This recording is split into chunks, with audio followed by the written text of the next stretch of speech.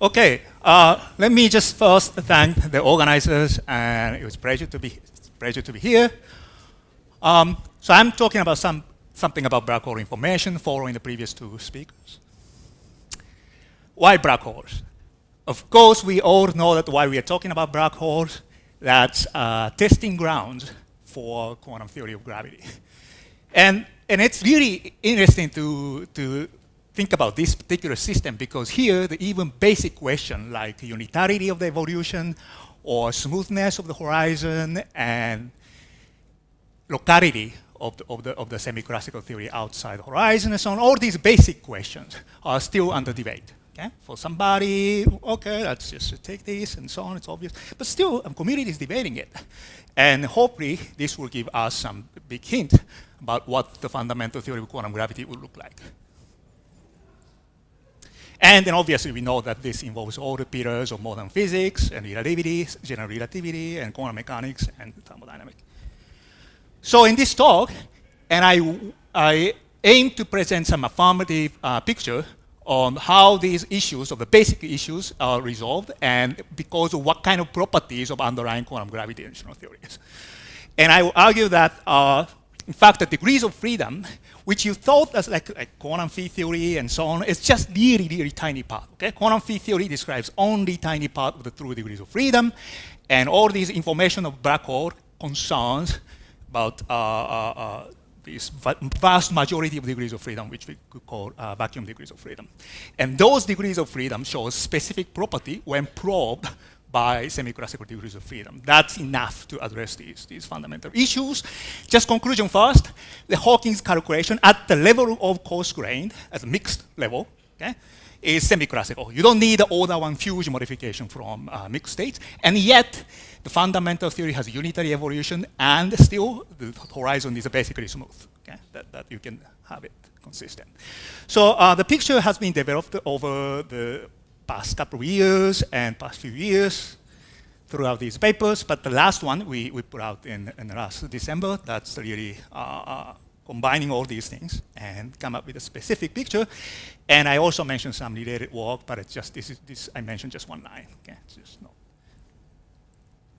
So the quantum mechanics and black holes. Of course, we don't believe this anymore, but initially the thing started from Hawking's information loss paradox. Suppose you formed black hole. Okay?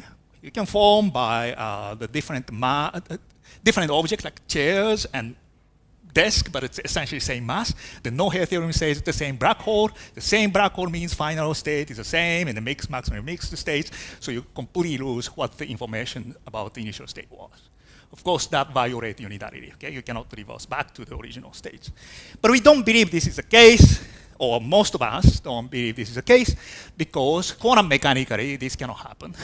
So if you something collapsing like a desk or chair, and then you evaporate the black holes, then the final state Hawking radiation is at least slightly different in terms of quantum correlation, even if the spectrum might be the same. It's a black body, but you can have a different entanglement, up, down, plus, down, up, or up, down, minus, down, up. It's different quantum states, but it's the same spectrum. Okay? So at least states are different, so that you can unitary backwards, evolve backwards to see what the initial state was. Okay? That's, of course, what the CFT suggests and so on. It's not proven, but okay, so that means that at late times, whole information about the initial state, whatever this was A or B, would be outside the horizon. Okay? Hawking radiation contains complete information about the initial state. If you collect all these photons and so on, then put that back into Schrödinger equation, so backwards in time, you must be able to recover the initial state was A or B. But is it really true? If you trust equivalency principle, you can fall with this book A or B. Okay? You're falling with the book. Then equivalency principle tells you that essentially gravity is absent, okay? Except for small tidal force and so on. So book A or B would be inside the horizon at late time, especially like a book itself. The whole information will be inside. You just use the equivalence principle. On the other hand, I just said the whole information is outside the horizon at late times. Whole information. I just used unitarity. I didn't use any string theory. No, it's just unitarity tells you that the whole information is outside. But the whole information is inside. which is the right one. Okay? You might think it's both, but both is not allowed by quantum mechanics. Quantum mechanics forbid the faithful cloning of the information. Of course, as is well known, but I can just review it. It's one line. If there is a copy machine to copy spin up to up, to copy down to down, down, if such a machine exists, then up plus down, because any operation in quantum mechanics is linear, up plus down superposition state will become up plus down down. But if you want to copy this state, it's up plus down whole square. Okay? So it's just to contradict the linearity of the quantum mechanics. Of course, this is why our world classicalizes. Okay? You can't really copy including, because our world is a copying. You share the experimental result, all the final state was muon, you write it in a paper, and then somebody read it, you share the information, but those amplified information is only classical information. Okay? Of course you can. But this picture suggests that the whole quantum information is outside and inside, so which is right. Okay? But the beautiful suggestion was done by these people, including the previous, of course, speakers. There is actually no contradiction, at least if you think about what operationally you can do. If you are in outside, you are waiting, you are describing some book A falling into black hole, then of course it slows down and absorbed into the horizon, and then later it comes back as a Hawking radiation. Okay? That's it. Can you see inside? Not necessarily, okay? Because it's outside, the other side of the horizon. You can't access, it's a horizon. On the other hand, of course, you can go with the book. Then, of course, book is inside, complete information is inside, but you are already inside how to access Hawking emission to go to the outside. You can't, okay? So this problem happens only if you think about something you cannot operationally do, and so this is actually not necessarily the contradiction. Okay, that's under the name of black hole complementarity. I'm just reviewing the beautiful review was there in the previous talk, but I'm reviewing in a much faster way. Okay? All right? So now, if this is true, this is telling you that if you change the frame, where the information is and what's the space-time, it's just really, really relative thing. So this is really like extension of the relativeness. So if you think about space-time, outside space-time, including Hawking radiation, and interior of the black hole, both exist at the same time, then it violates quantum mechanics, because outside contains Hawking information, full information, and interior have the book itself, it's full information, and quantum copying, that's not allowed, so it's really violating. So if you are staying outside or describing quantum gravitational black hole system from outside, interior system, interior space-time does not exist. It's not like, oh, it's a hard to no, it does not exist. You should not include that in your description, otherwise overcounting. But if you change the frame to go to inside, then there's some parts of the exterior, because you're already inside, cannot causally access, that you should not include in your description. It's not there, okay? So the reference frame change now makes even space-time relative if G Newton is finite. Okay? Like special relativity change the notion of length and so on. If you change the frame, then the length changes. Now also what's the space-time, okay, it changes. And hope was that, back then, it's beautiful observation, but hope was that this is enough to avoid information problem. Yes, from exterior point of view, whole information sent back, okay? That's it. But what happens if you go to inside? Oh, it's inside smooth, but then you can't access this. That's why it's fine, and this completely basic contradiction between unitarity. Okay, I just use unitarity, as I emphasized, and I just use the equivalency principle, as I emphasized, not without using any specific theory of quantum gravity, and the linearity of quantum mechanics. Apparently, clash between quantum mechanics, unitarity, and equivalence principle seems to be fine solved with this observation, because you can't causally access both at the same time, operationally. Okay? That was the idea. That was satisfactory for a while. But then this AMP thing. The AMP thing, the key of the AMP thing, of course, AMP thing can be taken as a many different ways with the firewall. The key is that, key of this argument was that this may not work, at least for their point of view. I will argue that his original version essentially works. I redefined, but it essentially works.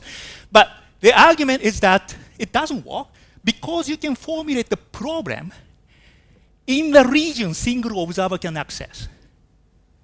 then you can't use this argument, okay? One guy or exterior can't access interior. No, going to interior, you can access interior, but you can never access it. No, you can formulate the paradox even within a single causal patch, where the single observer can really access. That was the key. Okay? So that's why this argument cannot be before complementarity. It's not really the same thing as Hawking's original thing, just refine the same. No, the argument was that in a single causal region, you can formulate the paradox. That was a key.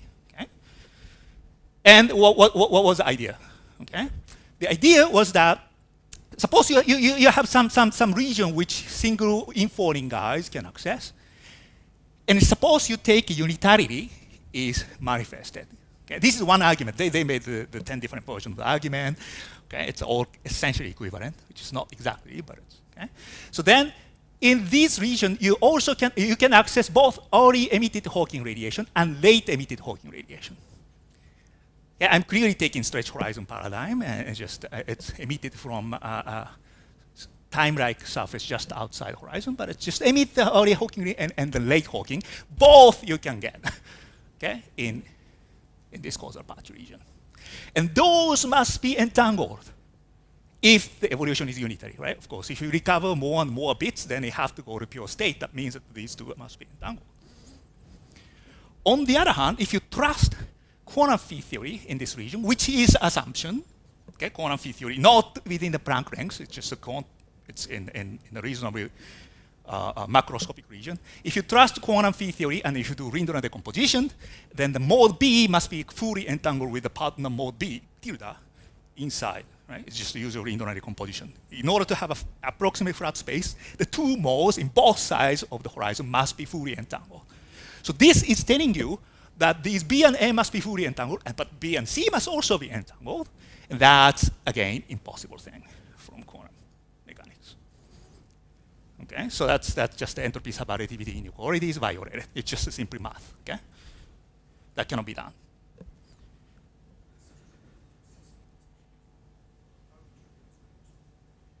No, it's one is enough.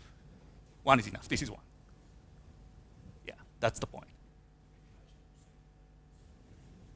Yeah. But one is enough. But at least what they say is, I'm just reviewing, it's not my claim, but it's one is enough. Okay, this is one observer, and then this. Okay. So they argue that, okay, if you, and then they kind of, okay, politically it's agnostic which one, but if you take unitarity, the B and C must be entangled, and this some small entanglement is enough to completely violate. It's not like you have to completely violate entanglement and so on. No, if you have a slight entanglement between B and C, or that one bit of entanglement, and then it will lead to firewall. Because you have A and B have to be maximally entangled, or virtually maximally entangled.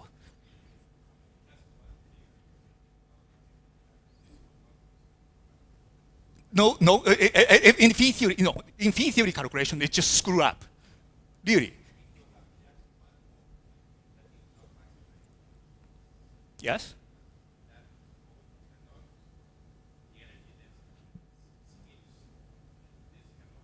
No, it's a cancellation or something is violated and then really becoming this big drastic effect. It's not like something like a soft violation will lead to soft. No, it's not like that. I think so. You have to be. It's really like this.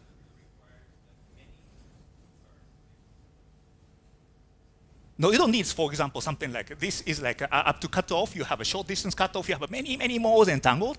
You have to have order one fraction to be unentangled. Not like that. It's just to do very small fraction. It's just enough to completely destroy it. If this is right, okay. But anyway, so I'm just reviewing their argument. That's why they're like stubborn that we had the right argument, which I don't think. But okay, so that's the. So if you take unitarity, then this will necessarily lead to firewall. That's what they say. Okay, so now you think that, okay, this argument assumes that, okay, there is some information going outside the horizon, and then it's from horizon to go outside. Unitarity requires like late Hawking corner and the early Hawking corner to be entangled, but these have to be entangled with the pair mode. That's impossible, okay, that type of argument. You may think, okay, Hawking mode has a very soft, okay, the wavelength is like Schwarzschild radius, why you can talk about this kind of thing. But it's true if the semi-classical field theory is correct, okay? Absolutely correct, or something at least semi-classical picture is correct, then this near black hole region, which is within the gravitational potential, if you do the usual stuff, this is a 3 times mass, and this is 2 times m, Schwarzschild radius, and then that's 3m. This is a 2m plus of order Planck, of course. And then this region is a big region, because Hawking emission, the wavelength is like all the Schwarzschild radius at the asymptotic region. It's true, but if you evolve backwards in time, and then Hawking wavelengths becoming blue shift and blue shift and blue shift and blue shift and blue shift, you can have a big distance. You can see that more easily by changing the coordinate from usual Schwarzschild coordinate to something called tortoise coordinate. It's essentially log of the Schwarzschild coordinate. Then it has a big region. So it's like really like propagating something. Okay? If the semi-classical theory is right, the things are propagating, and then apply to this one bit of the quanta. This is entangled. It cannot, and then end of the story. Okay? So it looks like a Krashev principle again, that unitarity, and the unitarity is the entanglement of this, and local physics outside this region, you can just use your semi-classical picture, and then equivalence principle, namely this is a maximally entangled mode, and then that's in Krashev, yeah, without committing into specific theory. That was great. And this is a big issue, so it's clearly many works. It's hard to really to enumerate everything, but it's including previous speakers and including myself. Of course, it looks into what the possible answers are. So then to think about it, and then let me just slightly back up that in saying that what's really the Bekenstein-Hawking entropy and so on, what we're talking about, okay? And how this seemingly innocuous picture is need to be modified. So what's the semi-classical theory? I argue that the key is how semi-classical picture actually emerges, okay? And specifically, what's the semi-classical theory? Of course, we're thinking quantum theory of matter and radiation on classical background. But the classical evolving background in this case, okay? It's just evolving a black hole. And time scale of the evolution is of order m, okay? Which is the emission of a single, emission time scale for a single Hawking photon. But if the time scale of order m, quantum state is changing, of course, quantum state is changing from the larger black hole plus smaller black hole times 1 photon, that's orthogonal, the pretty much orthogonal state. The time scale of changing to orthogonal state is of order m, meaning that your state you're looking at must be superposition of many different states with the energy spreading of order 1 over m, or 1 over delta t. Okay, that's just energy time uncertainty principle. And so you're thinking really by saying the semi-classical evolving geometry, you're really thinking about the state which has enormous numbers of energy eigenstates, the superposed, okay? And the spread of that in energy is of order 1 over m, which is minuscule, but still, okay, because m is a big number. I'm taking Planck unit. So m is a big number, okay? M is a mass of black hole, it's a big number. So it's a very small, but still it could have many states superposed. And how many states you can have superposed, how many different states you can superpose, what's the number of axes, what's the number of independent states to arrive at the same semi-classical geometry, namely something you describe as exactly same semi-classical vacuum state, how many of them you have? That, I claim, is the exponential of Bekenstein-Hawking entropy. That's just standard, of course, interpretation of thermodynamic entropy, which you are not seeing at all in semi-classical theory because you already coarse-grained these degrees of freedom. And it's true, entropy can be seen in coarse-grained theory. So if you describe thermodynamics of disk, you can calculate entropy. Although you can't see the dynamics of this individual atom, you know the number at least. Okay? Or you only know the number, but that's what the Bekenstein-Hawking entropy is, because Bekenstein-Hawking entropy can be calculated in semi-classical field theory without doing further coarse-graining.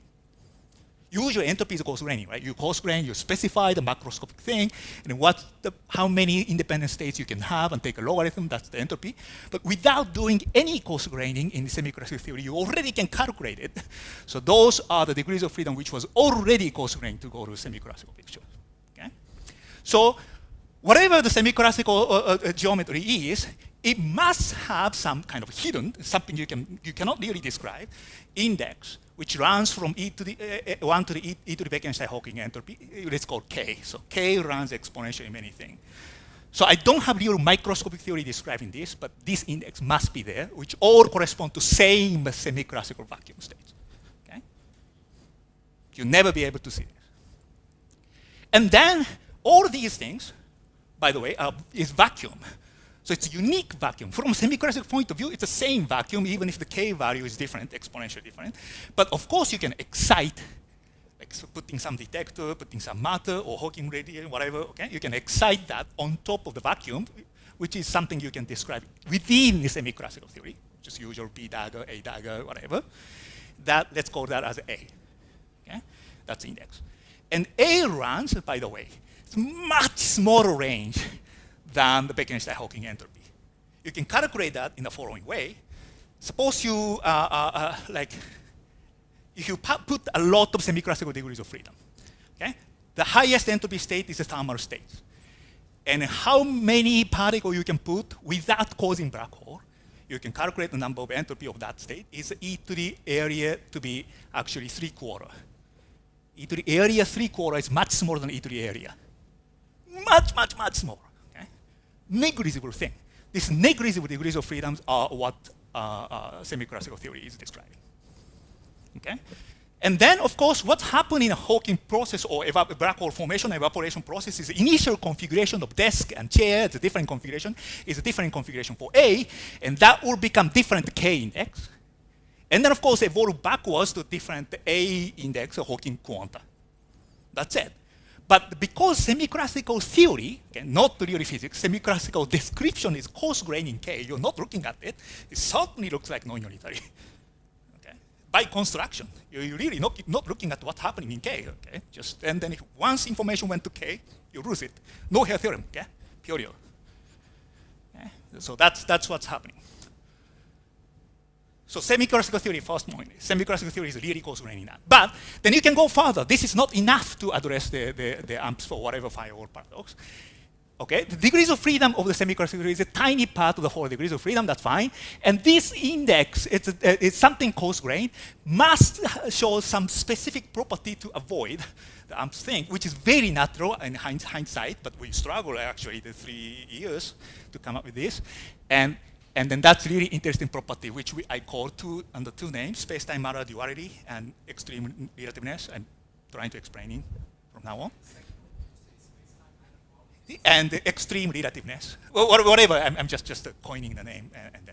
Okay, so let's look at this from a distant viewpoint. Okay, you describe a distant viewpoint. Distant viewpoint, where these degrees of freedom exist. In fact, these degrees of freedom is not existing in space-time. It's wrong to assign this as to anchor to space-time, but in a given frame, you can have some sense of distribution. It's not real distribution, in fact. So it's like, because you can count entropy, or Bekenstein-Hawking entropy. Bekenstein-Hawking entropy can be counted even after the theory coarse-grained. Okay, you can count it.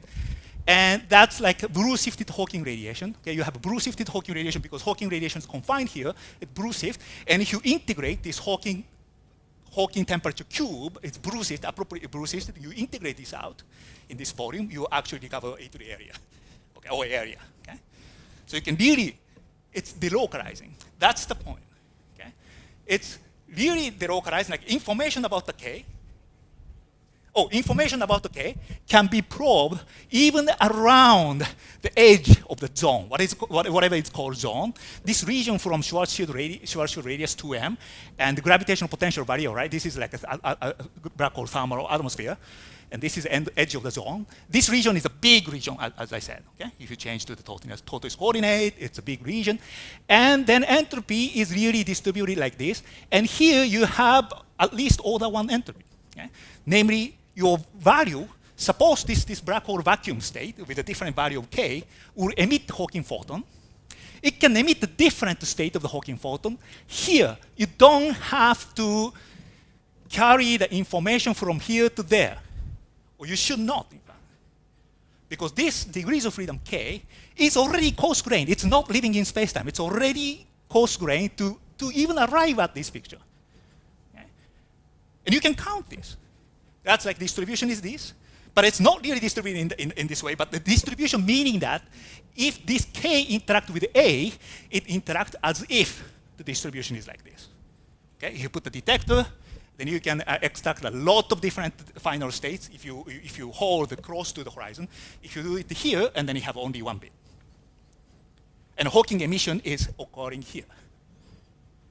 This is the effect of connecting near horizon region to exterior nearest most flat region. This connection is causing Hawking emission, which is macroscopically far away from the horizon. It's far away. Okay, because this is a big region because you have a blue shift and so on. Okay, so it's not like here you can trace back. No, it's happening here. And that can carry information because K is distributed over the whole black hole atmosphere. Okay, as suggested by just entropy calculation. So at the microscopic level, okay, it's at the level of the semi-classical theory, it's just a unitary violation, clear. Okay, so that's the thesis of your approximation. It's not what's happening in nature. And at the microscopic level, what's happening is that you have, for example, 2n different microstates. This index K, it has a 2n different microstates. And then over the time scale of order m, it emits one photon. This photon, Hawking photon, here, it's emitted here, it can be some states in state 1 or state 2, state 1 or state 2, depending on whether this K index was even or odd. That means that order 1 bit is extracted at the time scale of order m.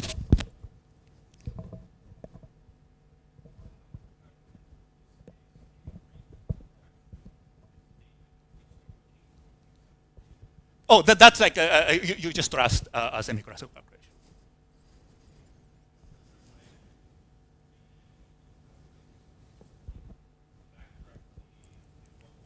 Okay. Okay. So you have to interpret that calculation to be really something like a regularization procedure. You just if you calculate the inclusive process, that's the right process. It's really like really, for example, regularization of adding up Karuzu-Klein towers, and you get the final answer. Or Casimir, Casimir force. In some sense, yes. So Casimir, right? Casimir, you add up all these modes to the UV to get the finite answer, but clearly you can't really trust like to the infinite UV, you have a mode.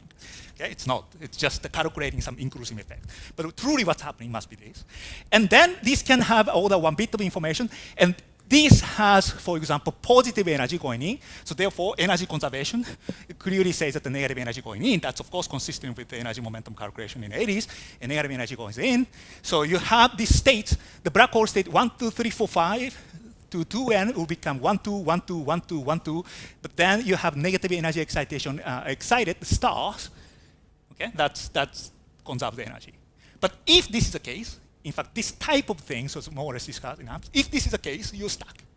The reason is that you have a negative energy excitation, you have 2n different black hole states, okay? Because you extracted Hawking photon, you extract the positive energy, you have negative energy going in. Later, these states will relax into black hole with a smaller mass, of course. Okay, clearly energy conservation.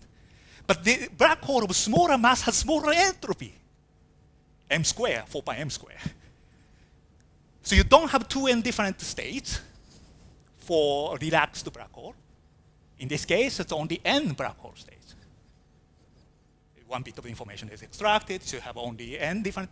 But 2n different states with negative energy cannot be relaxed into n states in a unitary way. Clearly, 2n cannot be go to n, and then you can, okay, that's, okay, then it's fine, yes. Energy conservation. Yeah, 3m. So it's like black hole region at the edge of the atmosphere. This is the black hole potential.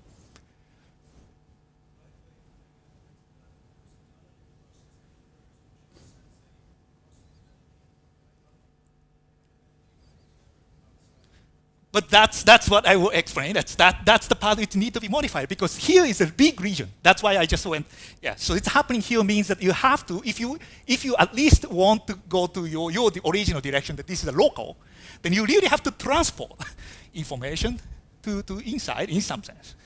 And then that's what negative energy is going on. But at this point, if you trust like, if you write like this, you're stuck because it's not unitary.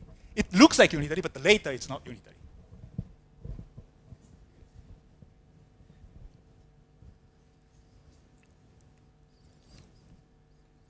Yeah, but this information transformation mechanism, it's not working. The first element is that usually, by the way, their argument is that information is at the black hole. You have to, okay? The Hawking emission have to. So you time reversing backwards, it goes to horizon. That's wrong. It has to happen here because if this information is propagating here, then you can apply Amps argument immediately, okay?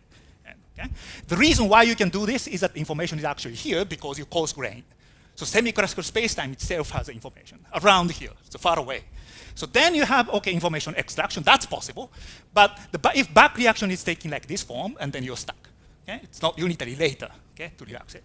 But what's happening is actually this. Okay?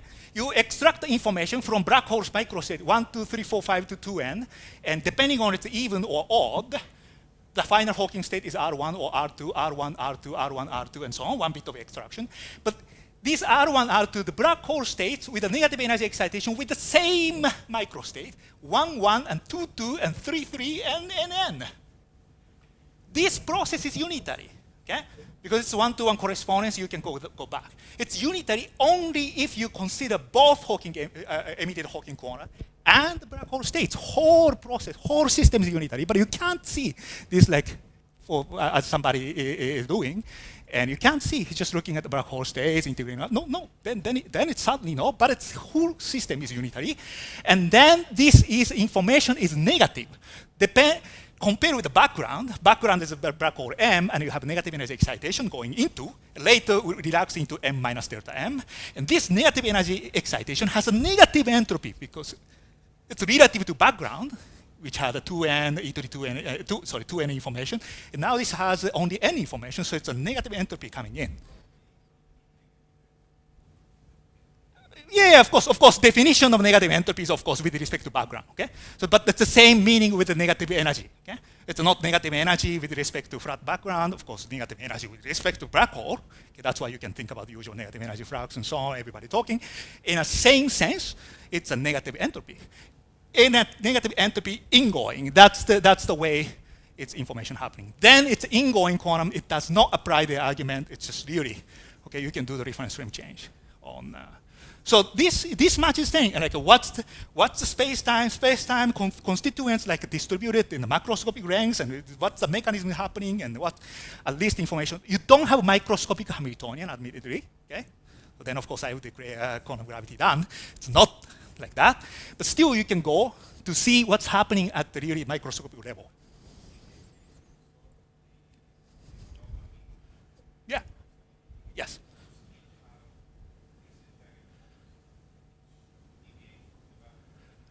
That's the point. It's not entangled. 1, 1, 2, 2, it's not.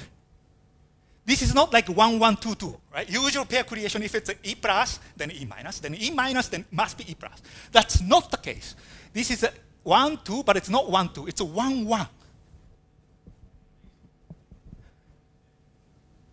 Yeah, then you extract the information. But there is no problem at the microscopic level because this is unitary, right? So obviously, at the as a full system, it's totally unitary.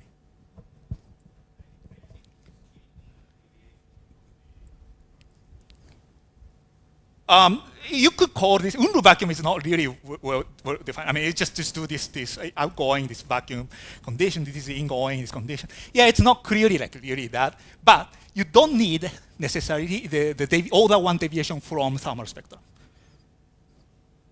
You don't need any of those, okay? Because after coarse graining, it could be Torre black body with, of course, gray body correction factors or something. But so it could be because it's a Torre. You don't need that. That's not the place where information is carried. Information is carried by index, which is already coarse grained. You don't see it.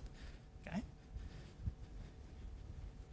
So what was wrong in some sense? Okay, it's correct as a 670s work, but what was not really precise or correct in Hawking's or whatever the original picture. Nobody really maybe believe it literally, but you could say, okay, pair creation picture, and then something is going into the horizon. It's not really as a negative energy thing and the positive energy coming in. So it's happening at the horizon. That's not true. It's macroscopically away. That's the place it's happening. Okay? And there you can extract the microscopic information because space-time itself carries information. You already coarse grain, you can't see it in the semiconductor theory, but it's there. That's happening. And also, usually it's a pair creation, it's just entangled, okay, usually, but it's not. It's not entangled. Okay? It's 1, 2, but it's 1, 1, and 1, 2, and 2, 2. Okay? This lack of entanglement, precisely this lack of entanglement, is the reason why information is extracted to asymptotic region. Okay? Namely, it's a negative, effective negative entropy going into. Okay? So those are the two things that crucially was kind of wrong. And that solves this mystery. Okay? I'm still in the context of complementarity. Okay? The exterior picture is only exterior. I'm not involving interior. You just have to frame change to go to interior. But as long as you stays in single causal patch, this is enough. Okay? So this. Okay, I of course. But then you may think that, okay, so if you do the time reversal thing that people some ask, for example, I forgot either Joe or Don, and if you do the time reversal, this is weird. I mean, you can really, suppose you have a time reversal of a Hawking emission process, and then a Hawking photon is going in, but way before reaching horizon, it's annihilated with the negative energy excitation, right? That's the time reversal of this process. So are you saying that semi-classical theory breaks down at the macroscopic distance drastically? You just send in or something, you just see it, right? Annihilated with the negative energy. That's not true.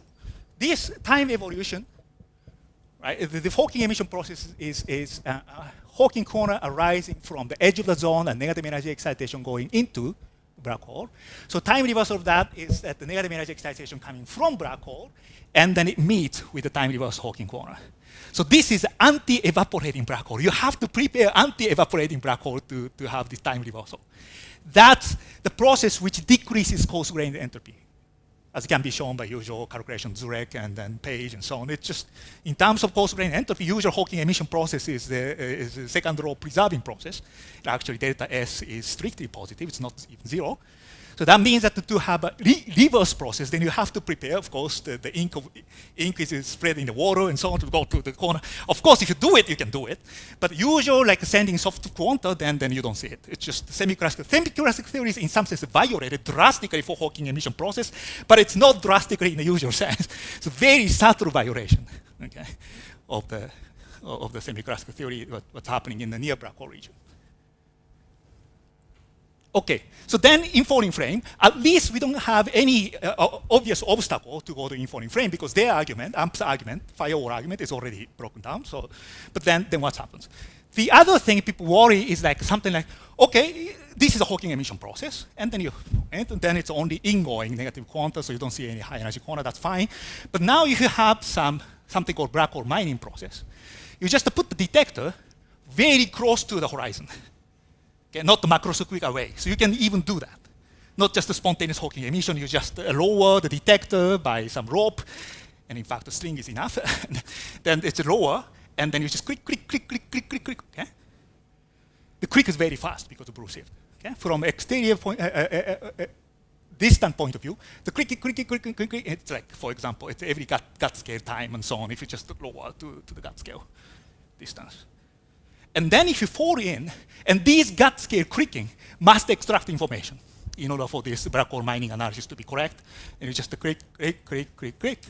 And then all these things must be extracting information. But when you're falling into, usually you may think if you're falling into that frame, it's usually say Minkowski. This is the same as Unruh effect. But real Unruh effect should not be able to extract information, I claim. Otherwise, you can see what flat space you live. Okay? The real Unruh effect is not. Real Unruh effect is like something you are accelerated. The energy to accelerate you will be effectively clicking. It's just right usual. So that will not allow you to extract.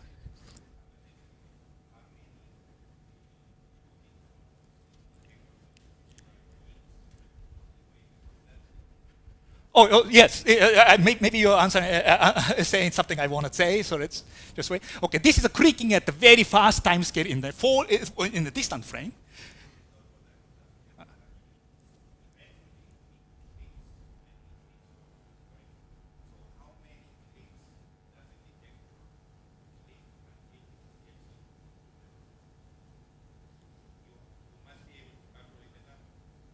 Sorry, every click extracts the order 1 bit of information, and no, it's a rate. Rate you can calculate. The rate is Blue-shifted Hawking, controlled by Blue-shifted Hawking temperature. Yeah. Oh yeah, I'm holding it. I'm holding it. Yeah, I'm holding it. Yes, I'm holding it. So temperature divided by 1 over 2m, square root 1 over 2m over r. That's the rate.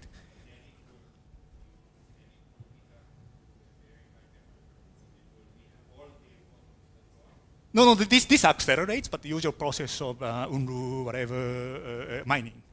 It will accelerate, but it's not infinite rate. It's just finite rate, and clicking it just extract information. Yeah, so that's why it's fast. So that's why you seems to have inconsistency, but I would try to argue that's not. Okay? The reason is that if you do the falling frame, suppose you fall from sufficiently far away, like outside the edge of the zone, then by the time you reach to the very close to the horizon where the creaking is happening, enormous boost. Okay, we can just calculate it. And that means that for this guy, this is just a classical calculation, but for this guy, this creaking is happening only at the time scale, or every creaking time scale at all the time m. And this detector is moving fast. Okay? So it's true, it's creaking from exterior point of view or distant viewpoint. But from interior guys, this guy is moving fast, and then once creak it, the next creak is order m away. And of order m, you have a Schwarzschild radius. This is a curvature scale. It's really deviating from Minkowski. It's not like Minkowski. So at that time scale, it's different from Unruh effect. Okay? It looks completely different. It's just because it can extract information from space-time, because space-time is not Minkowski at that time scale. So it's nothing wrong with every click will extract information, click, but it's from infalling frame, it's just every only time scale of the say kilometer, 10 kilometer, whatever the time, the scale of the Schwarzschild radius. Okay? So, and this is completely consistent. You can do. So then this is telling you that actually what the Blue-shifted Hawking radiation, despite some says, it's not really Unruh effect. Real Unruh effect in Minkowski space. Okay, at the semi-classical level, it's the same. Okay, at the semi-classical, if you coarse grain, if you don't talk about the information extraction process, that's correct. Okay? It's true. Okay? It's correct. Okay? It's the same. But if you look at the microscopic information, that's not correct. Because real Unruh effect, by definition, I'm defining Unruh as things on the exact Minkowski background. If you define this Blue-shifted Hawking radiation as a Unruh effect, as a word terminology, then obviously it's equal. Okay? But the real Unruh effect in Minkowski space is not really extracting any information. Here, it's really extracting. That's okay, because you may think, oh, that's violating like equivalence principle. Equivalence principle is that if you're falling into, then it's a flat space. But of course, flat equivalence principle is saying always you can choose flat space at the point. Okay? And quantum mechanically, quantum state is a state of the system for entire spatial slice you choose as an equal time surface. And there, it's completely different, okay, at the scale of Schwarzschild. It's very small, but the creaking is also happening only at that long time scale or long spatial state. It's a very different process. Okay? So the relation between quantum mechanics and equivalence principle is a bit subtle, okay? Because quantum mechanics talking about the entire information about a time like equal time hypersurface, and then equivalence principle is talking about some principle applied to the point. So it's still consistent, but it's not in a really simple way at the microscopic level. And these dynamics of this something is in fact, it's pretty subtle. The one thing is that what this microscopic information K is. One way to say is that space-time, because that's arising from coarse graining, m from m plus dm. Okay? The dm is 1 over m, 1 over delta t. Okay? So this is a space. Spatial. It's like constituents of space-time. But it's not really, because it looks like matter. Okay, it's just only it's counted as a thermal entropy. If you count the thermal entropy, you can saturate the K. It's the same object. Okay, it looks like matter or radiation. Okay, you just count it, or you can interpret this as just a space-time between m and m plus dm, and then you have an enormous number of states. Okay, you can view it in both way, and you can see it is both space-time and matter in some sense, but it's neither. Because if it's really this, okay, I'm omitting, but if it's really like this is real matter, then this is real matter is propagating in space-time, not just K index or something. If it's real matter, it must propagate. If it's propagating, you apply amps, dead again. It's not propagating spacetime. This is something coarse-grained to get the spacetime. It's not the matter. And it's also not the spacetime, because if it's really just a spacetime, like atom, or in a naive sense, it's atom of spacetime, if that were the case, distribution must be this. But it's not, because in an infloring frame, if you get an infloring frame, information extraction is happening at the m away, and the next click is m away. Of course, here it must be Minkowski. You cannot extract information. So this k-index in infloring frame must be distributed m away from the origin. This is something we defined based on beyond the original complementarity. It's not just causal patch. You have to follow, actually, the word line. Okay? So where the information with respect to that word line, even if causal patch is the same, if word line is different, then the description differ. Okay? But that's consistent with the equivalence principle. And if you take that, by the way, this almost immediately solve Boltzmann brane problem if you're okay. Because Boltzmann brane problem, if you don't know, forget about it, this comment. If it's Boltzmann brane problem in dositor space, if you regard dositor entropy, or this dositor thermal dositor, if you take that as a usual radiation, then sometimes occasionally you pop up observers and so on. But that you assume dynamics to be semi-classical, but this degrees of freedom K is not. Okay? So forget about it. Okay, so summarizing. So information and higher problem in the black hole physics is telling us about the picture on what's really happening at the level of microscopic, and then how semi-classical spacetime emerges. And the picture is like this. You have vast degrees of freedom, mostly accounted by Bekenstein-Hawking entropy. And what the quantum field theory on curved space is, or even string theory on curved space is, or any theory on semi-classical spacetime is, you already coarse-grain majority of degrees of freedom. You're getting only tiny piece. It's like describing, of course, the wave of the water by integrating out, coarse-graining all these atoms of waters. It's not really space-time atom, as I said. And if you really think that it's a space-time atom, you're stuck. But some degrees of freedom, it's living in holographic space, actually. And then if you get this, this is a semi-classical theory. Of course, you also coarse-grain later this matter and radiation to go to classical world to do some. Okay? So, but this is like intermediate stage of classicalization. That's what the semi-classical picture was. That itself is, of course. Okay? And then you have a specific property of these degrees of freedom is implied to solve this problem, assuming that the unitary evolution and the complementarity, like ingoing, is smooth. And if you assume these things, and then the property of these degrees of freedom must be like this. And it's telling us that how this construction should go, and then how actually you do. And then, in fact, there is some reasonably elegant. You can't really prove it, but you can have some elegant understanding, which in holographic space, which we're working on. Thank you.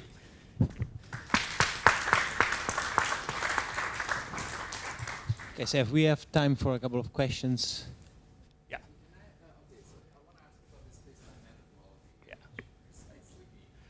Oh, these degrees of freedom behave sometimes space-time, because you can view this as an independent degrees of freedom, independent Hilbert space axis between m and m plus dm, right? We arrive at the k-index initially. Slightly different m.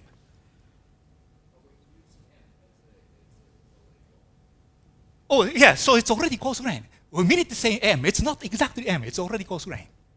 So because in the classical theory, of course, or usually this Bekenstein-Hawking entropy is area over 4. But area over, this is not new, area over 4 h bar. So in the classical limit, it's infinity. What that means, of course, classically you can have a black hole which is different, continuously infinitely different m, even in tiny interval. Right? It's clearly between m plus dm, you have a continuously infinite different black hole states, and simply just quantum mechanics just quantizing it. It's reducing. It's not like exponential new states. It's reducing from infinity to. Okay? You can view that way, this k degrees of freedom. But on the other hand, you can also view, because it's counted as a Blue-shifted Hawking, Blue-shifted radiation, you can view as a radiation. So you can count in the either way. If you do it in both, then overcounting, either way. And in fact, neither, because that dynamics is not the semi-classical dynamics, and the location changes with the reference frame change. So in that sense, it's neither. This is pretty close to whatever like matter-wave duality, which played early on the quantum mechanics. It's like wave or matter, and sometimes you use as wave to calculate certain process, sometimes you use a matter to calculate photoelectric effect. It was neither. You don't need to, or you should not use. Yeah, we know. Yeah, we could count this way, and we could count the other way, space-time. But it's not neither, right? It's the same thing as really. That was not because this was a classical concept. The concept itself was already classical. You couldn't get by that concept what the real thing is. The real thing was quantum states and so on. Here, this matter of space-time is already the concept. After course graining, you just separate it out. So it's neither. So in that similar sense, it's not really like a duality, like ADS-COT duality. It's equivalent. You have precise mapping. No, not in that sense. Yeah, it's not like that. It's like rather like a matter-wave duality. Just the term which says the property of this. That's another question.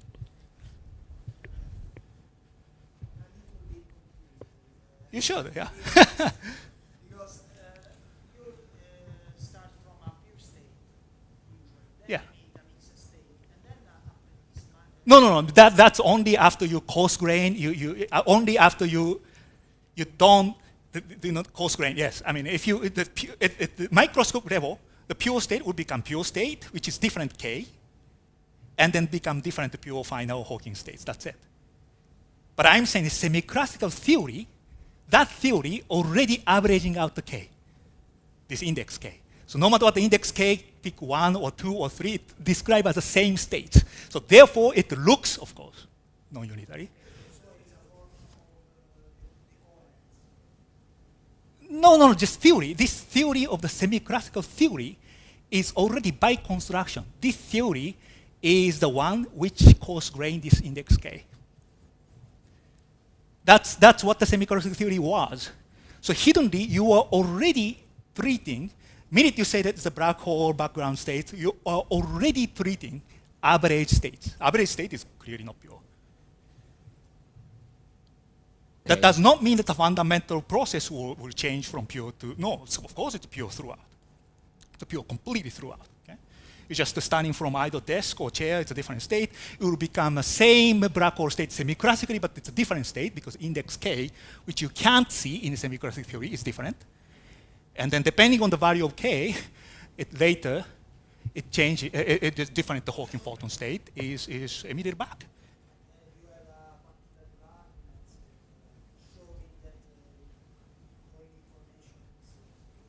Oh, unitarity is assumed. That's all, everybody. Okay, you can, because that's what the ADS.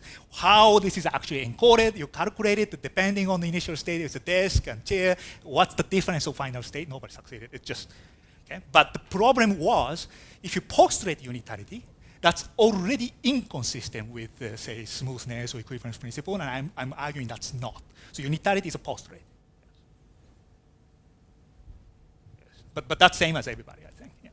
Okay, so I would thank again the speaker. Okay, thank you.